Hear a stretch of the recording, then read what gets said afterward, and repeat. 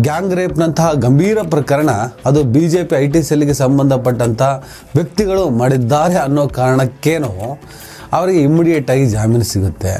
ಅದೇ ನ್ಯಾಯಾಲಯದ ದೃಷ್ಟಿಯಲ್ಲಿ ಉಮರ್ ಖಾಲಿದ್ನಂತಹ ಒಬ್ಬ ಹೋರಾಟಗಾರ, ವಿದ್ಯಾರ್ಥಿ ಸಂಘಟನೆಯ ನಾಯಕ, ಆತ ಮುಸಲ್ಮಾನ ಅನ್ನುವ ಕಾರಣಕ್ಕೆ ಆತ ಜಾಮೀನಿಗೂ ಕೂಡ ಅರ್ಹನಾಗೋದಿಲ್ಲ. ಧರ್ಮಗಳ ನಡುವೆ ಸಂಘರ್ಷವನ್ನು ಏರ್ಪಡಿಸೋರು ಈ ನ್ಯಾಯಾಲಯದ ದೃಷ್ಟಿಯಲ್ಲಿ ಯಾಕೋ ಅಪರಾಧಿಗಳ ಥರ ಕಾಣಿಸಲ್ಲ. ಹಾಗಂತ ನ್ಯಾಯಾಲಯದ ತೀರ್ಪುಗಳನ್ನು ನಾವು ಪ್ರಶ್ನಿಸೋದಕ್ಕಾಗೋದಿಲ್ಲ. ಆ ಬಡ ಮಕ್ಕಳನ್ನು ದಾರಿ ತಪ್ಪಿಸುವ, ಪ್ರಚೋದಿಸುವ, ಕೋಮು ಸಂಘರ್ಷಕ್ಕೆ ಬಲಿಯಾಗುವ ಸ್ಥಾನದಲ್ಲಿ ನಿಲ್ಲೋ ಥರ ಇವರೆಲ್ಲ ಮಾಡ್ತಾ ಇದ್ದಾರೆ. ಇವ್ರ ಮೇಲೆ ಯಾವ ರೀತಿಯ ಪ್ರಕರಣಗಳು ದಾಖಲಾಗಲ್ಲ. ಆ ಮಾತನ್ನು ಆಡಿದವನ ಧರ್ಮ ಯಾವುದು, ಜಾತಿ ಯಾವುದು, ಪಕ್ಷ ಯಾವುದು, ನಿಲುವು ಯಾವುದು, ಸಿದ್ಧಾಂತ ಯಾವುದು, ಇಲ್ಲಿನ ನ್ಯಾಯ ಧರ್ಮದ ಆಧಾರದಲ್ಲಿ ಹೊರಗೆ ಬೀಳೋದು ತುಂಬ ಅಪಾಯಕಾರಿ ಬೆಳವಣಿಗೆ.